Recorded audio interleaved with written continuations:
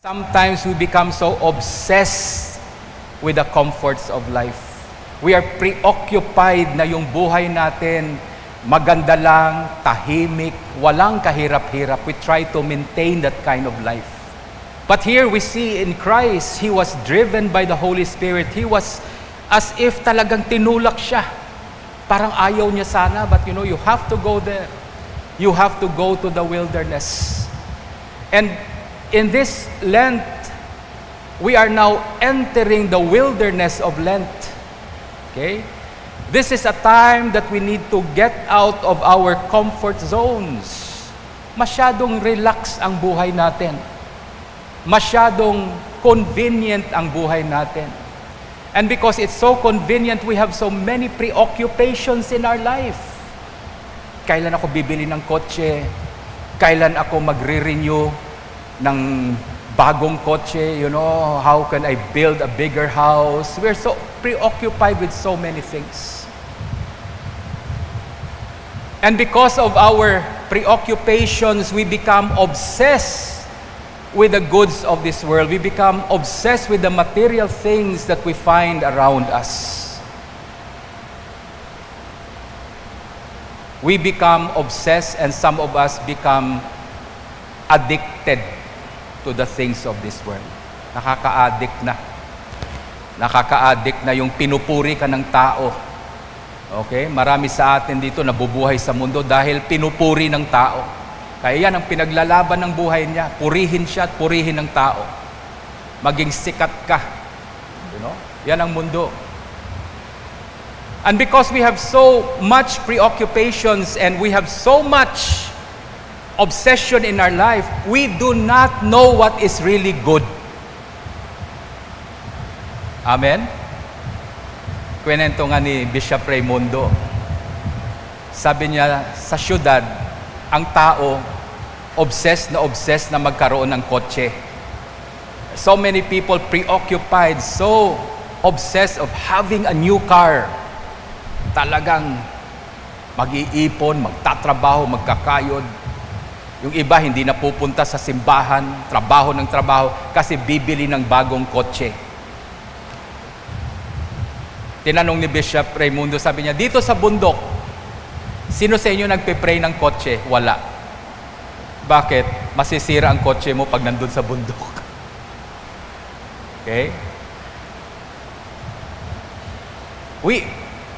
We like to, you know, obsessed tayo sa mga bagay. Pera, may mga taong obsessed sa pera. Okay? And because we have so much preoccupation, so much obsession in our life, hindi na natin alam kung anong mabuti sa atin. Okay? That's why the wilderness, the desert, is a place where sometimes God would drive you to go because in that place there is nothing there. Wala kang makikita dyan. The things that preoccupies your mind in the desert, you will not find any of those things. Because in the desert where God would put us sometimes in the wilderness, He causes us to go into the wilderness para makapag-isip po tayo. Because sometimes, if we are not careful, our mind will just think of money, food. Yan ang iniisip natin palagi. Pagkain, pera, kotse, bahay. You know? We think of people loving us. Paano ba, Lord? You know, teach my family to love me more. Teach my relatives to respect me. Teach the people around me to respect me. Bakit ganyan? Why are we so obsessed? In the wilderness where you are driven, you go there, etong tinatanong mo palagi sa buhay mo, kailan ako magkakapera, kailan ako yayaman. Pag nasa desierto ka na, mawawala yan sa isip mo. Why? Because now you will go deeper into your heart when everything is taken away from you. You will go deeper and begin to ask the right questions. Why am I here? Bakit ako nabubuhay ngayon sa lugar na to? Why am I here? We do not ask those questions when we are preoccupied with the material things and with the glamour of the world. Pag masyadong yun ang iniisip natin, hindi na tayo nagtatanong ng tamang tanong. If you ask the wrong question, you will get the wrong answer in life. Living right and having the right answers in your life begins with asking the right questions. What is my purpose in life? Ito ba yung purpose ko sa buhay? Parang kumain na lang na kumain? Yan ba yung purpose ko dito? Is my purpose in life, titipon lang, ipon ng pera lang, pagkatapos mamatay ako, iiwan ko lang kahit kanino? Is that my purpose in life? Is that why am I here? You begin to ask those questions, deep questions, when the things that you are preoccupied with in your mind is taken away from your mind. And when you begin to go deeper and ask those significant questions, those profound questions that is deep in your heart, when you begin to ask them, you gain God's perspective in life. Ang problema, hindi naman ang yaman eh. Okay? It's not wealth that is the problem in our life. It's how we look at wealth. Amen? Sabi nga ni Bishop Dick, palagi niyang sinasabi, hindi. God is not against us having possessions. In fact, He wants us to have more and more in our life. But when the possessions begin to possess us, that's where you get into trouble with God. Why? It is not good for you. And because we don't have a good perspective in life, minsan yung mga masamang bagay, yun ang hinihingi natin sa Diyos. Amen? Hindi na natin nakikita kung ano ang mabuti para sa atin. Hindi na natin nakikita yung anong masama sa atin. We do not have a proper perspective in life. You know? Yan ang problema ng tao. Hindi yung yaman. Hindi yung mga bagay-bagay sa mundo, but his perspective, ibang paningin niya. Halimbawa, yung isang taong madamot, anong hinihingi sa Diyos palagi? Pera. Kasi sabi niya, magiging happy ako pag maraming pera. Hindi po totoo yan. If you cannot see your wealth in God's perspective, your wealth will even help to destroy your life. Sisirain ka ng buhay mo, ng pera mo. The purpose of money is not for you to become more greedy. Gusto mo magkaroon ng maraming pera? Alam nyo ba para saan yung pera? Do you understand what the purpose of money? Bakit ka bibigyan ng Diyos ng maraming pera? Why? Anong plano ng Diyos? Anong paningin ng Diyos sa pera? Yung tingin mo para lumigaya ka. Ang tingin mo sa pera that you can indulge in it. Lahat ng gusto ko sa buhay, makukuha ko na. But you see, in God's perspective, money has a purpose. The purpose of money, I've always said this, the purpose of money, kung meron kang pera, is always to help God's other children. Yan ang purpose ng pera. We are blessed to be a blessing. Pag yan ang pananaw mo sa buhay mo, if that is how you look at your life, that I am here for a purpose, I am here to be a blessing, then you look at your money, yung pera mo, eto gagamitin ko to parang tumulong. At alam natin, pag tumutulong ka and you're helping people, you know what happens? Yung pera mo dumadami. Why? Because yung pera mo is good for you. It's working for you. That's why pag humingin ka ng pera sa Diyos, anything you ask that is good for you, God will give it. Pero yung taong sugapa na sa pera at hihingi pa rin ng pera, I doubt. Okay? That's why the desert the time of Lent where we enter and we fast, we pray, we begin to give. Tatlo lang man yung disciplines ng Lent. Some people call it the pillars of Lent.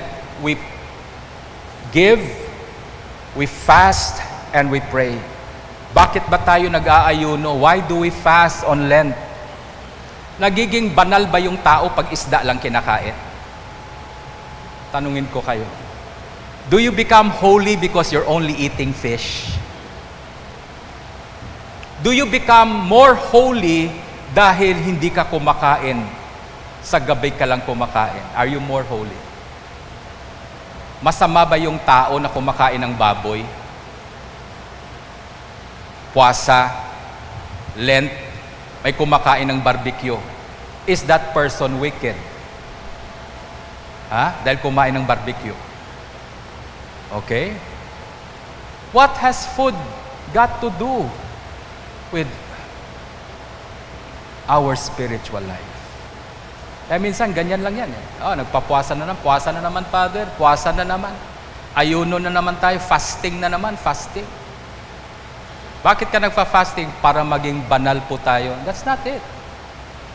You do not become holy because you only eat fish or you don't eat during Lenten season. The purpose of fasting, the purpose of prayer, the purpose of giving so that we push away our preoccupations. Ilayo natin sa atin yung mga obsessions natin. Yung obsession natin sa pagkain, yung obsession natin sa pera. That's why we give alms. Okay? Bakit? Puro na lang tayo tago ng pera. Nakakalimutan mo na anong purpose ng pera na yan. Why do we need to fast? Because our mind is so preoccupied with our appetites. Why do we need to pray? Because our mind is centered on us. Palaging ikaw nasa sentro ng isip mo. We become so entitled in life. Gusto mo lahat ng tao luluhod sa'yo. You want everyone to respect you. Why? Sino ka? Prayer, spending time in prayer in Lent will remove your mind from yourself. It is not about you. It's about Jesus in you that matters. One of the sad realities nung one Lenten season, I started to pray and fast. One of the things na masakit na na-realize ko sa buhay ko, walang mabuting bagay ang nasa loob ko. There is nothing good inside me. The only thing that is good inside me is Jesus. Kaya minsan, nakakalimutan natin, believe na believe tayo sa sarili natin.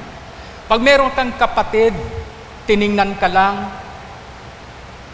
hindi ka nirespeto, galit na galit ka. Bakit? Sino ka ba dapat respetuhin? Sino ka ba? We get so angry. Ay, tama nag-respeto ka kon doon. Ay, manahiga, tanaw manakakon. Hakigun kita. Bakit? Nakasentro ka sa sarili mo. Dapat tingalain ka, dapat luluhod yung tao sa harap mo. Bakit? Ganyan na bang tingin mo sa sarili mo? Ganyan ka na ba ka-importante sa paningin mo? Kaya galit ka na sa mundo. Galit ka sa mundo dahil hindi ka inaaruga ng mundo. Galit ka sa simbahan. Pagpasok ko sa simbahan, wala naman nag-greet sa akin. You get so angry when you enter the church. No one greets you. Why? Sino ka ba?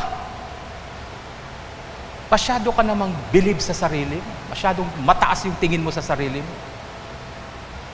The Lenten season would remind you, you are nothing. I am nothing. I realize in my life there is nothing that is good in me. Bakit gusto kong purihin ako ng tao? Bakit gusto kong magpasalamat yung tao sa akin? Bakit gusto ko yan? Dahil mabuti ako? Nakita ko hindi ako mabuti. Nothing good lives in me, and that's what St. Paul said when he realized there's nothing good in me. The only thing that is good in our life is Jesus in you.